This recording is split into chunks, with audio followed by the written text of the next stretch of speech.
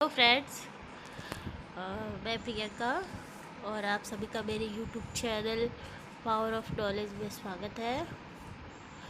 मेरा टॉपिक चल रहा था हिंदी ग्रामर में रस में मैं रस के भाव, विभाव, संचारी भाव सब आपको बता चुकी थी। रस 9 प्रकार के होते हैं। 2 और रस बाद में वीडियो ने ऐड किया, ये भी बताया गया है। और आज मेरा रस के प्रकार, तो रस में फर्स्ट रस है श्रृंगार रस। तो हमारा देखिए पहले श्रृंगार रस। श्रृंगार रस की परिभाषा पॉइंट में हम समझाएंगे, वो इजीली याद हो जाएगा। श्रृंगार शब्द 2 शब्द के योग से बना है, श्रृंग प्लस आर, विच्छेद हो गया उसका। श्रृंग का अर्थ होता है काम की वृद्धि तथा आर का अर्थ होता है प्राप्ति, अर्थात जो काम अथवा प्रेम की वृद्धि करे वही श्रृंगार है। नेक्स्ट पॉइंट, श्रृंगार का स्थायी भाव दाम्पत्य रति या प्रेम है। श्रृंगार रस को रसों का राजा रसराज भी कहा गया है। इसके अंतर्गत पति पत्नी या प्रेमी प्रेमिका के प्रेम की अभिनय की जाती है। तो जो श्रृंगार रस है उसका स्थायी भाव रति का अर्थ हुआ प्रेम। श्रृंगार रस में प्रेम की ही पराकाष्ठा दिखाई जाएगी, चाहे वो संयोग श्रृंगार हो चाहे वियोग श्रृंगार। अब श्रृंगार रस का हम उदाहरण देखते हैं।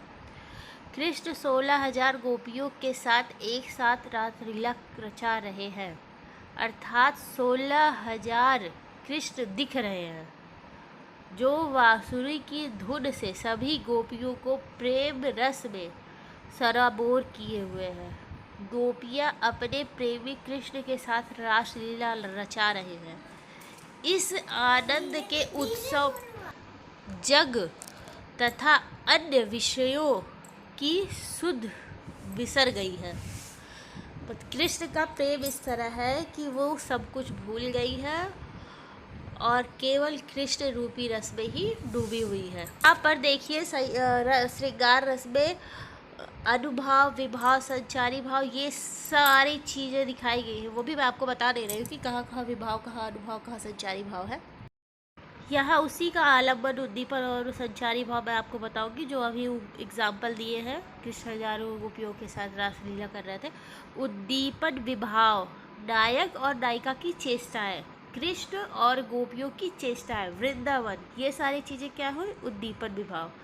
अनुभाव क्या हुआ? आलिंगन, रोमांच, अनुराग, जहाँ पे शरीर की क्रियाओं के द्वारा होता है प्रदर्शित, वो आपका क्या हुआ? अनुभाव। और संचारी भाव, इसमें संचारी भाव देखिए 33 बताए थे।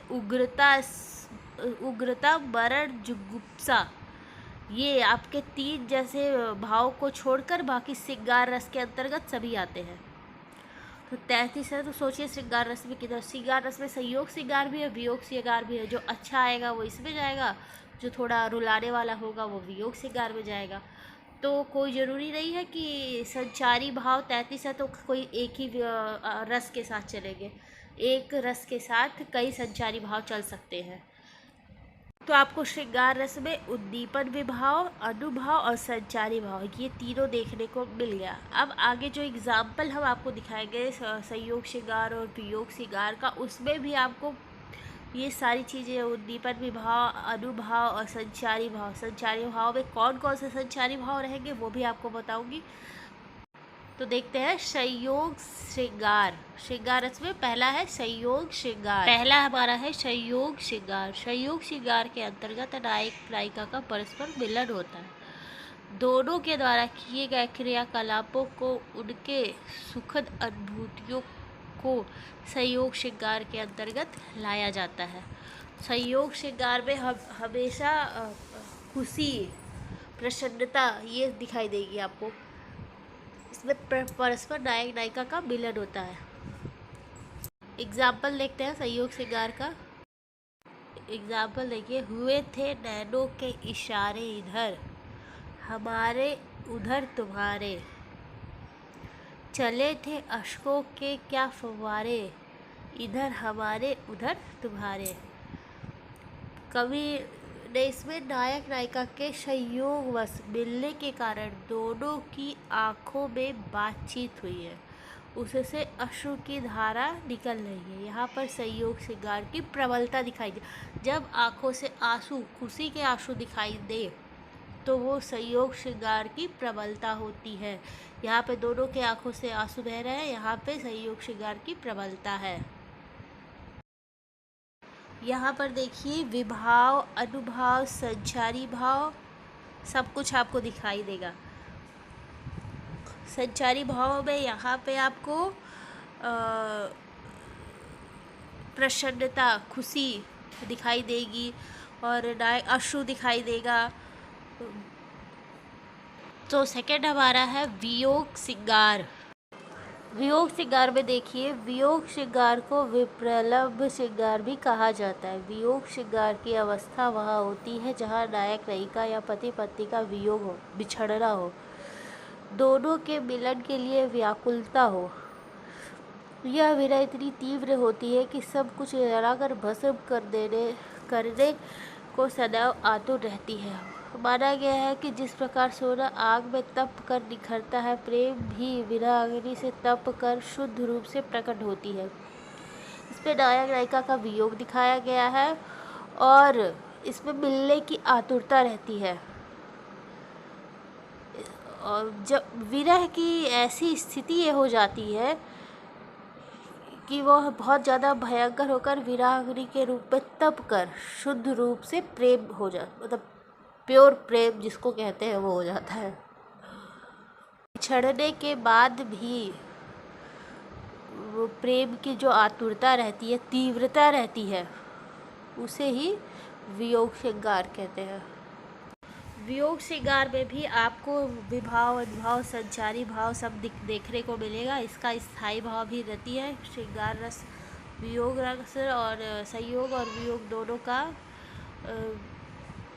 स्थायी भाव रहती ही है। यहाँ पर भी आपको सब कुछ, यहाँ पे विरह, ग्लानि सब कुछ देखने को मिलेगा। 33 जो आपके हैं ना संचारी भाव, वो सब आपको इसमें ज़्यादातर दिखाई देंगे। ग्लानि, दीनता सब दिखाई देगा आपको इसमें। उदाहरण देखते हैं वियोग श्रृंगार का।